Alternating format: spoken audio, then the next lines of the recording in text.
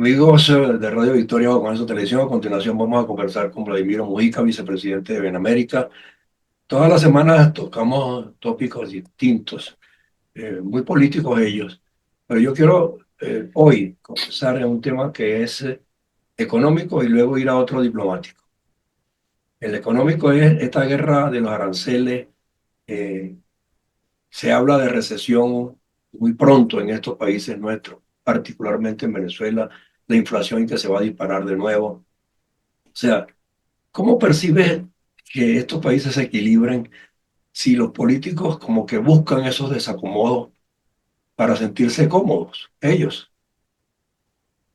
Porque no les importa si la población está pasando hambre, tú no los ves diseñando planes ni programas para resolver esas crisis, sino cómo negocio, con quién negocio, pero los dineros no le llegan al pueblo. Entonces, o sea, esta perdera de tiempo en debates estériles, o sea, desde el punto de vista político, terminan agravando más la economía de estos países que casi no producen. En Venezuela, por ejemplo, cerraron 10 zonas industriales y los supermercados se llenan de cosas importadas, pero el venezolano está tranquilo, pero pelea por aumento de salario. ¿Y cómo va a haber aumento de salario donde no hay producción y donde no hay fábricas activas? Entonces, o sea, ¿qué es lo que está faltando? Que a los partidos políticos se les desechen porque no presentan programas específicos a ejecutar cuando sean gobierno. ¿Cuál es el prerequisito si es que se va a cambiar la constitución con respecto a los partidos políticos? ¿Qué es lo que se les debe exigir? ¿Una fianza o algo por el estilo para que sean responsables? No sé, ¿cómo lo ves tú? Porque es hora de debatir esta cosa con toda crudeza, ¿no? Sí, bueno, buenos días primero.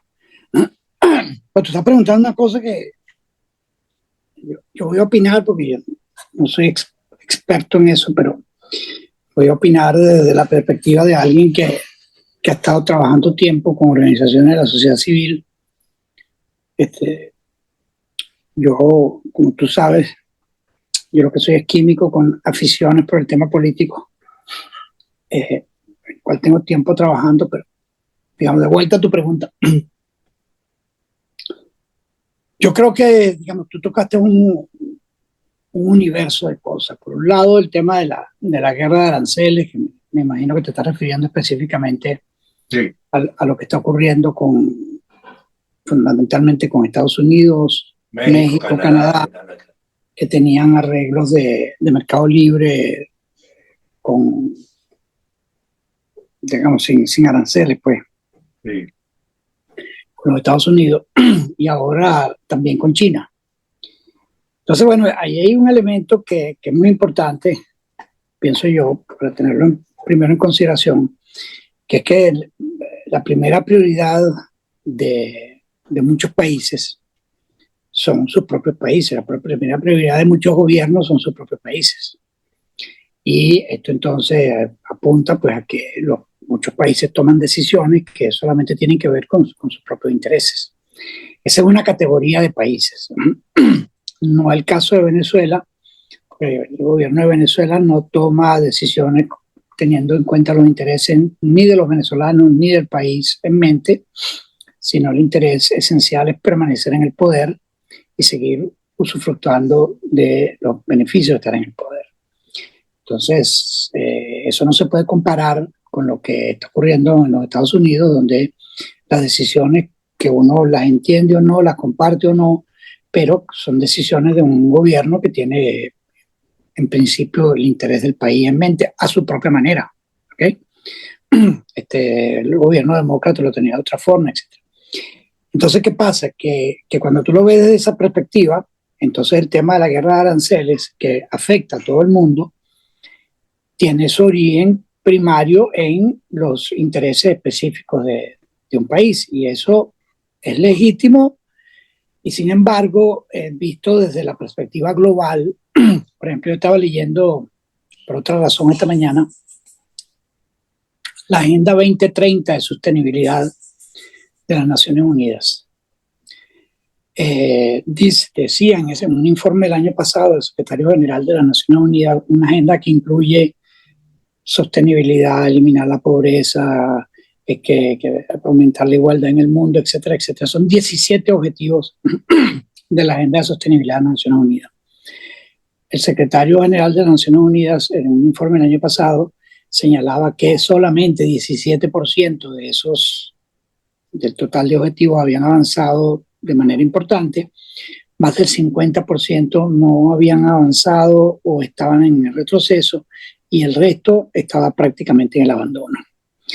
Es decir, que la agenda global de las Naciones Unidas, por supuesto, ni ha ido avanzando en términos porcentuales, ni va a avanzar, porque ese informe es del año pasado, y ahora con estas crisis adicionales tampoco va a avanzar. Entonces, ¿qué ocurre? Que cuando tú lo ves desde la perspectiva de la gente, entonces te tienes que preguntar dónde vive esa gente, porque estamos hablando de todo el planeta. Entonces, bueno, el primer problema, el problema más importante que aqueja al planeta no son los aranceles. El problema más importante que aqueja al planeta es el hambre. La falta de productividad propia de muchos. Bueno, el hambre abiertamente, sí. O sea, productividad o no productividad, productividad o no productividad, el hambre. Porque en Venezuela podría haber, para que la gente no pasara hambre, en Venezuela están pasando hambre entre el 60-70% de la población están bajo el nivel de supervivencia. Sí. Pero si tú comparas el Producto Interno Bruto de Venezuela con el de Haití, entonces, bueno, no hay ninguna comparación. Entonces uno se pregunta, lo que tú también te preguntas, cómo con un Producto Interno Bruto que, no es, ha decrecido sustancialmente, entonces, ¿cómo ocurre que la población en Venezuela, ese porcentaje de la población está por debajo del nivel de subsistencia, y hay otro sector de la población, los que tienen acceso a dólares o tienen acceso a familiares o están cercanos al régimen, viven relativamente bien? Entonces, por eso te decía que la pregunta que tú hiciste al comienzo, hay que calificar muchas vertientes antes de poderla responder, porque no es problema de ponerle a los partidos políticos una prueba de confiabilidad. Eso sería, digamos, son dos preguntas distintas, porque la una tiene que ver con el quehacer político de un país, por ejemplo, como Venezuela o Colombia, etcétera, que tienen problemas muy importantes, y lo otro es el quehacer político de la primera potencia del mundo, que tiene como interés primario el interés geopolítico, y además el interés geopolítico de dejar de contribuir, por ejemplo, en el caso de Europa, el interés geopolítico de dejar de contribuir con los fondos humanitarios y con la defensa de Europa, y decirle a los europeos, bueno, ustedes se tienen que ocupar de eso. ¿Eso es realista o no es realista? Bueno, esa es otra pregunta.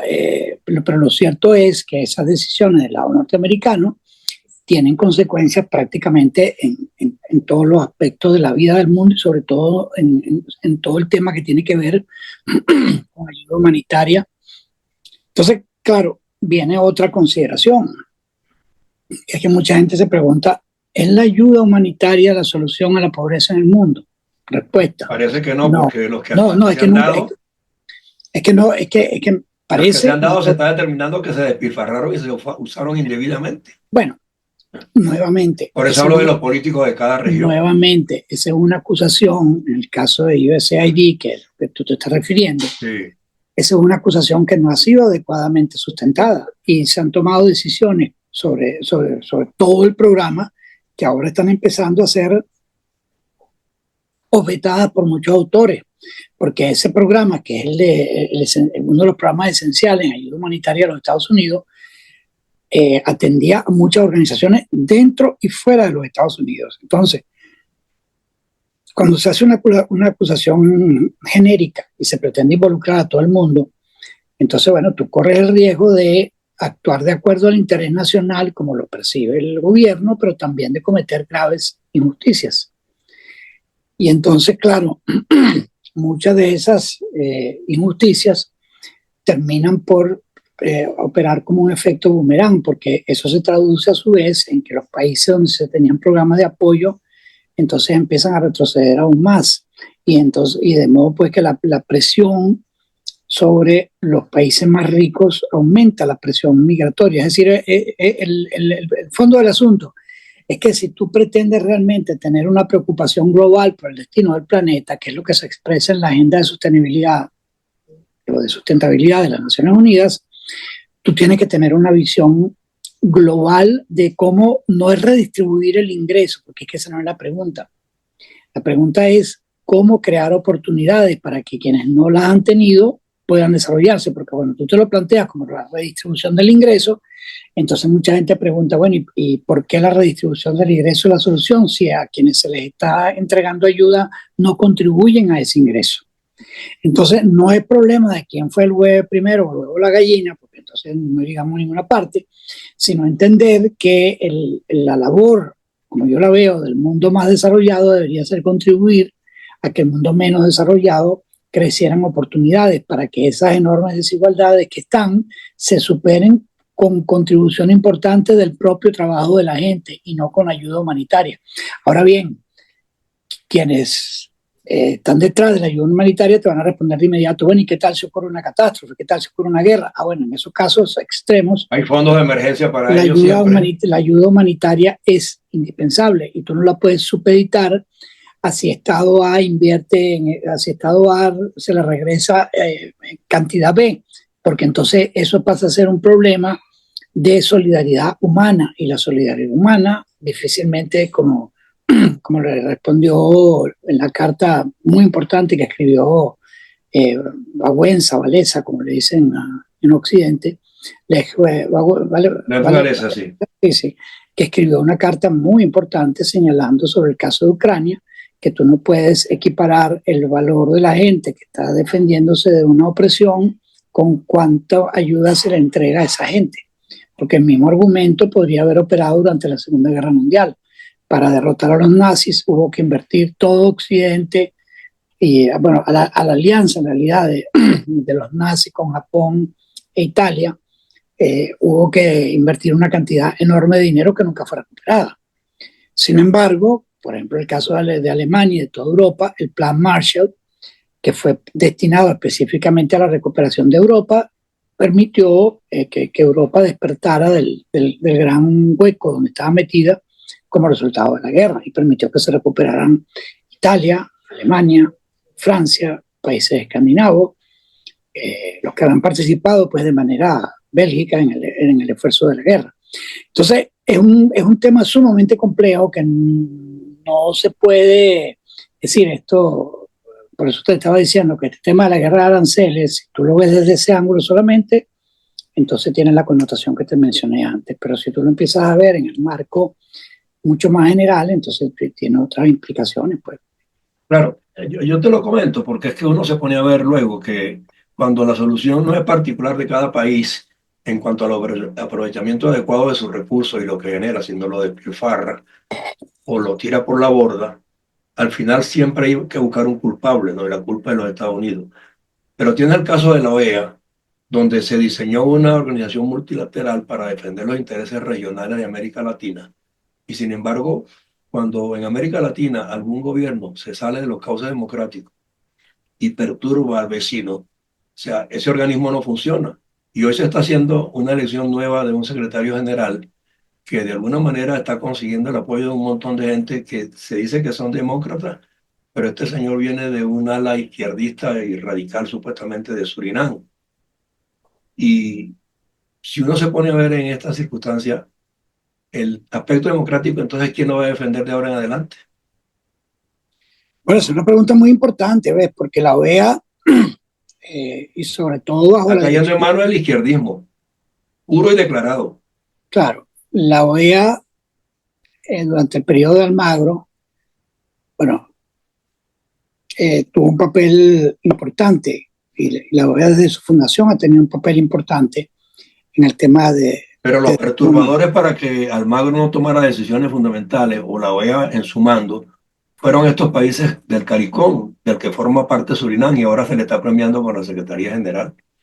Bueno, mira, tú sabes que el tema del premio es la democracia. Si tú logras debilitar a las opciones minoritarias y te haces de un espacio, el CARICOM, todos esos países fueron objeto de un tratamiento especial durante el gobierno de Chávez y fueron objeto de un tratamiento especial precisamente para... Otro dice que de compra.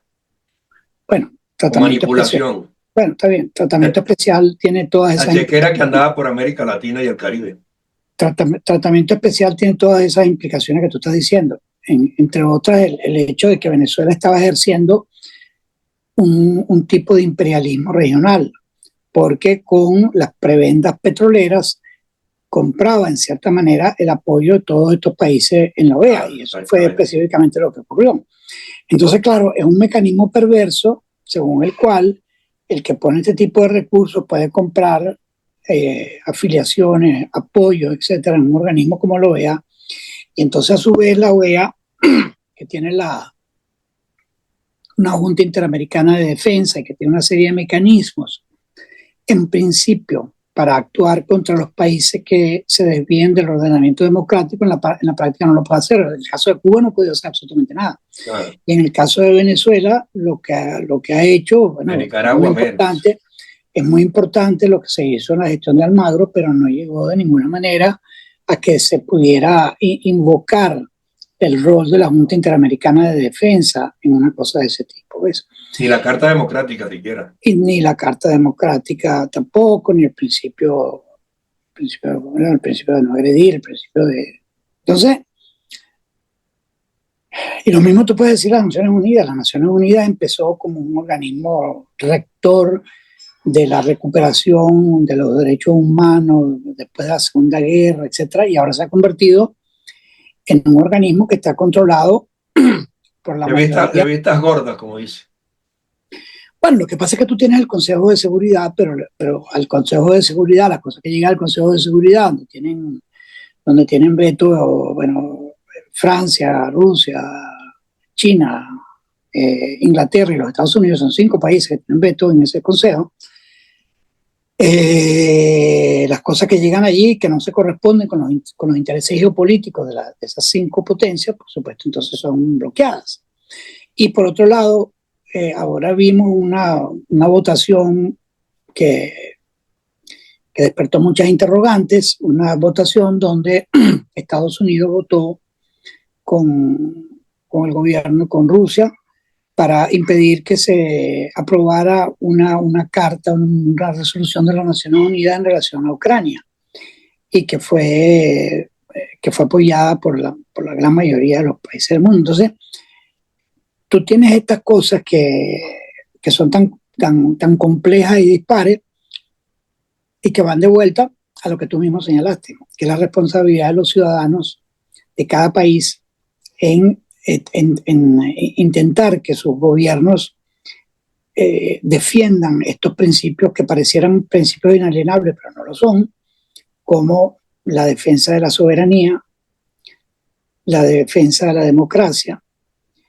la independencia. Pues entonces, claro, tú te tropiezas en el caso de la ONU con países como China, que entonces defienden una idea de democracia que no tiene nada que ver con las democracias occidentales. Yo te lo digo porque China se ha dicho que está jugando un papel muy importante en muchos países latinoamericanos que aprobaron esta decisión de hoy en la OEA por interés de mercados. Sí, claro. A Perú, por ejemplo, le construyeron un muelle extraordinario recientemente en Shanghái, y eso dio lugar a que Perú apoyara a Surinam porque se lo exigió China. Eso es lo que se está diciendo. Y lo mismo está pasando con otros países donde China está metida. Sí, ya escuché, ya leí. Sí. Efectivamente, pareciera que ese es el caso, que esta elección de secretario general de la Organización de Estados Americanos está influenciada de manera... Tiene un sello ajeno de países que no pertenecen al área ni al sector. Bueno, digamos, el CARICOM sí, pero China por supuesto que no, pero China tiene un interés en el caso mexicano y en todos los países que tienen costa con el Pacífico, porque China tiene una forma de llegar al Pacífico que no pasa ni por el Canal de Panamá ni por el Atlántico. Entonces, exacto, hay una serie de movimientos que puede hacer China, y por supuesto está la vía aérea. Fíjate que la influencia de China en Venezuela se ha debilitado de manera muy importante porque China invirtió una cantidad de dinero. Se los cogieron. Sustancial en Venezuela. No le pagaron nunca. Como que esto no fue retribuido apropiadamente a Chile, es decir, a China.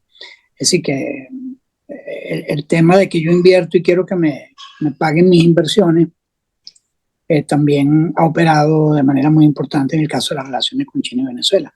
Así que, de vuelta a tu planteaste inicialmente, la pregunta que tú planteas es tan compleja como son estas realidades en el mundo y que no todas van en la misma dirección. Tú tienes, por ejemplo, el gobierno español que aparece, que está controlado por un partido de izquierda y que ha tenido una posición, digamos, liberal en muchos aspectos, cuando viene a su propia frontera con África, lo que tiene que ver con Melilla y el ingreso de africanos al territorio español, es tratado con la máxima represión. Hace menos de un año hubo un episodio donde mataron a, no sé, 30, 40 migrantes que estaban tratando de saltar de África hacia España. Y la reacción del gobierno de Pedro Sánchez. Pedro Sánchez fue simplemente decir que la fuerza fronteriza, la policía fronteriza, había respondido con la violencia adecuada para un intento de asalto. Y eso se traduce en 50... Entonces, claro, el lenguaje político acomodaticio. Bueno, digamos que cuando vienen los intereses de un país que tiene posibilidades importantes como España, entonces lo único que realmente cuenta son los intereses del país, porque no hay una conducta, pero eso no es solamente para España. Eso es el caso de Italia también. Italia ha bloqueado sistemáticamente el acceso de sirios a las costas italianas, y eso es saludado por muchos italianos como una cosa muy positiva, porque dicen estamos protegiendo Italia de una invasión siria, y lo mismo hizo Austria. Austria prácticamente cerró todo el acceso de sirios a territorio europeo que utilizaran a Austria como primer país. Europa le dio 300 mil millones de euros a Turquía para que se ocupara de mantener en su territorio a los sirios. 300 mil millones de euros que aparentemente no fueron empleados para eso. Se esfumaron. Vamos a ponerlo así. Entonces, son esas realidades increíblemente complejas a las que los humanos nos estamos enfrentando, porque tú tienes un planeta que está sufriendo toda la agresión que está sufriendo de nuestra propia acción como humanos, y sin embargo, los movimientos globales que podrían apuntar a esta agenda 2030 de las Naciones Unidas, que parece tan bien concebida, pero son las propias Naciones Unidas las que actúan en contra de su propia agenda. Entonces tenemos una situación en la que no hay manera de ser muy optimista. No, yo no lo soy. Yo no lo soy. Para adelante, y que en el caso específico de Venezuela, Venezuela prácticamente que reúne de todos estos elementos que yo te estoy describiendo, algunos positivos y otros negativos, Venezuela reúne prácticamente todos los negativos. Tiene un gobierno que no se ocupa de su país, tiene una invasión externa de intereses que no tienen nada que ver con los intereses de Venezuela, tiene un interés geopolítico que está controlado por otros países, tiene elementos básicos de tu economía controlados por otros países, tiene una población en estampida, porque un tercio de la población ya se fue del país por la acción del gobierno. No, y tiene ingresos que despilfarra y quiere más para lo mismo, que es peor. Claro, tú te refieres a lo de las sanciones, sí, por supuesto, pero entonces lo de las sanciones también tiene dos lecturas. Pero quieren convertir el argumento a favor suyo, de que es que les están quitando de los ingresos y que no va a poder construir escuelas y no da la narrativa, tú sabes, ¿no? Esa de justificarse. Y se está estudiando, y entonces se empieza a ver ya el aumento de inflación en Venezuela porque también está conectado con eso, etcétera, etcétera, etcétera. Entonces, son temas que requieren de educación ciudadana, son temas que requieren de actuación política para que los ciudadanos puedan presionar a su propia dirigencia para que las cosas se hagan no solamente con el interés local y geopolítico, sino con el interés del planeta. Pero imagínate, preocuparse por el planeta en un sitio como Venezuela suena como si estuvieran permitiendo a los venezolanos que estuvieran atentos al infortunio de los marcianos. Así es, pero lo vamos a seguir tratando porque de todos modos la misión nuestra aquí pues de alguna manera es despertar conciencia sobre la democracia, que es la que al fin y al cabo nos interesa a nosotros. No se ha logrado, sigue siendo quebrantada. Así es, tenemos un cúmulo de los males de todo el mundo. De todo el mundo, pero bueno, aquí estamos en Ojo con Eso Televisión. Así es. Y la acción de Benamérica pues, y otros organismos que se ocupan de ello, en mantener esta lucha hasta lo indecible, no nos queda otro remedio. Bueno. Nadie nos va a sacar de ahí. Un abrazo. Un abrazo. Chao, chao.